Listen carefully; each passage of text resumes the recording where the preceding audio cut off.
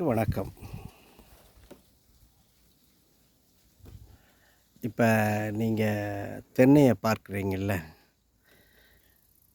தமிழ்நாட்டில் படிக்கிற ஒவ்வொரு இளைஞனும் வேலை கிடைக்கிறது ரொம்ப கஷ்டம். காலையில் அதுதான் எனக்கு நியூஸ். ஏன்னா நம்ம தமிழ்நாடு வந்து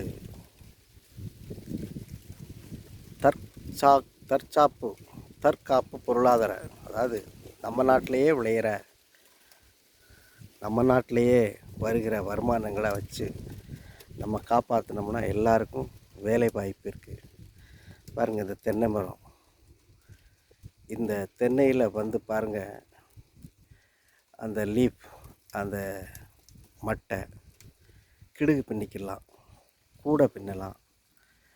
அந்த அந்த நீளமான அந்த மட்டை எடுத்து அதை குடிசல் தொழில்களுக்கு பயன்படுத்துகிறாங்க.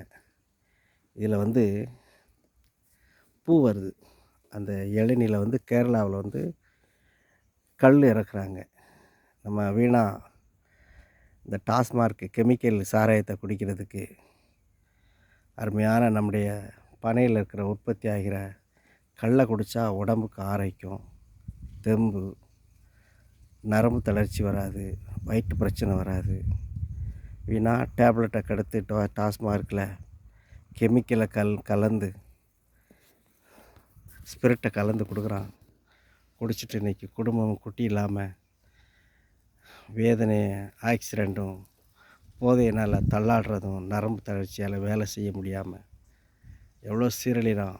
அதற்காக இந்த கல் குடித்தா மலையாளிக மாதிரி நல்ல உடம்பு ஹெல்த்தியாக இருக்கும். பாருங்கள், அந்த பூவிலேருந்து கல் இறக்கலாம். அதை காய்ச்சினோம்னா கருப்பட்டி ஆக்கிடலாம். அது வந்து பல இண்டஸ்ட்ரி வைக்கலாம்.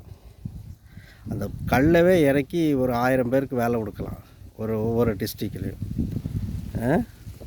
இறக்குறவனுக்கு சம்பளம், சேல்ஸ் பண்ணுறவனுக்கு சம்பளம், அதை வச்சு கூட அந்த மண்பானம் செய்கிறவங்களுக்கு வேலை கொடுக்கலாம். அந்த கல்லை எடுத்துகிட்டு போகிறவனுக்கு வேலை கொடுக்கலாம்.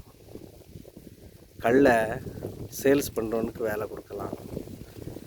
எவ்வளோ பேர் இந்த தென்னையில் வாழ்கிறாங்க பாருங்கள்.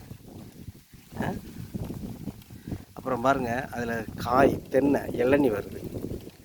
அது இளநி வந்து ரொம்ப நல்லது. இளநி, அந்த இளநி வாட்டர், அதுலேருந்து இந்த தேங்காய், அதை வழுக்க தேங்காய்ங்கிறது அதில் வந்து உடலுக்கெல்லாம் ரொம்ப நல்லது.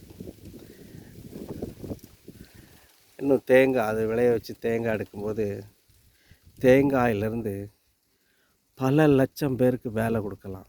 எப்படின்னா, தேங்காவை உடைக்கிறது, அதை திருகி எண்ணெய் ஆட்டுறது, எண்ணெயிலேருந்து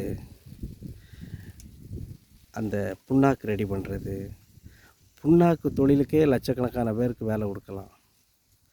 புண்ணாக்கை வாங்கிட்டு வந்து சேல்ஸ் பண்ணுறவங்க ஒரு குடும்பம் நல்லாயிருக்கும்.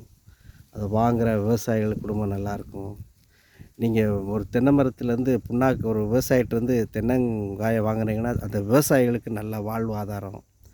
எத்தனை நன்மைன்னு பாருங்கள். இது அரசாங்கம் வந்து யோசிக்கணும். அந்த தென்னங்கூ, அந்த கூந்தல், அந்த கூந்தல்லேருந்து பாருங்கள் கயிறு தரிக்கலாம். அந்த வேஸ்ட்டை எடுத்து இயற்கை உரம் தயார் பண்ணலாம், மண்புழு உரம் தயார் பண்ணலாம். அந்த இயற்கை அந்த அந்த தூள், அந்த தென்னந்தூசி எடுத்து கோழிப்பண்ணைகளுக்கு கொடுக்கலாம். அந்த நார்லேருந்து கயிறு தயார் பண்ணலாம். எத்தனை பேருக்கு வேலை, ஒரு தென்னை மரத்தால் எவ்வளோ பேருக்கு வேலை கொடுக்குறாங்கன்னு பாருங்கள்.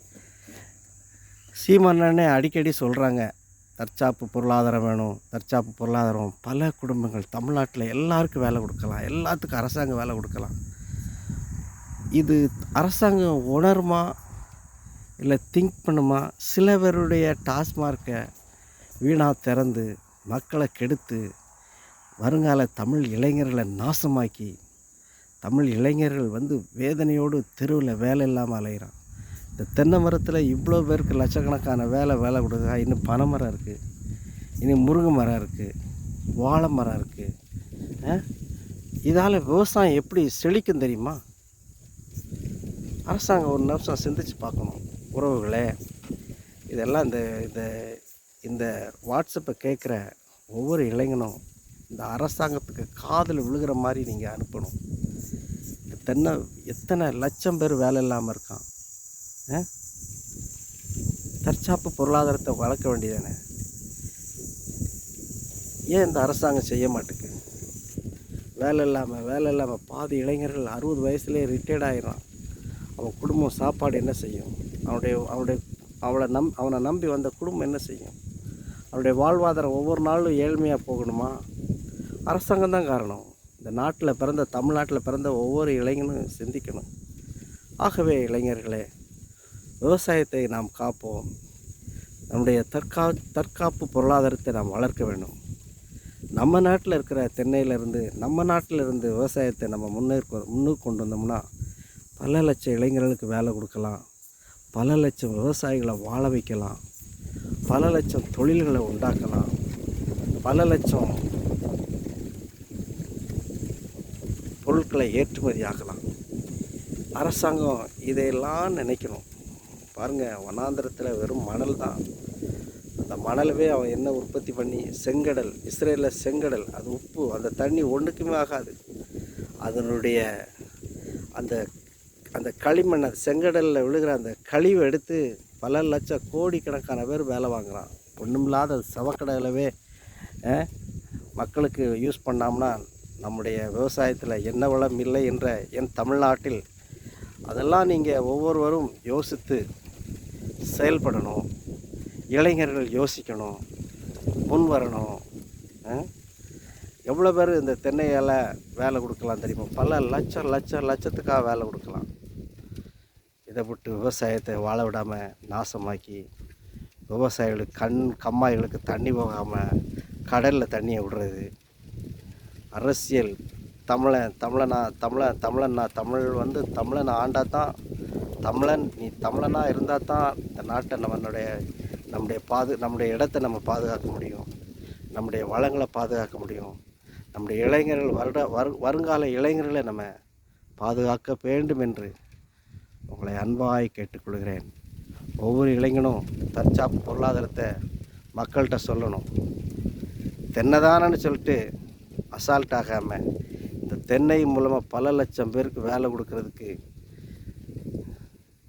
யோசித்து இந்த அரசாங்கம் செயல்பட வேண்டும் என்று தயவாய் வேண்டிக் கொள்கிறேன்.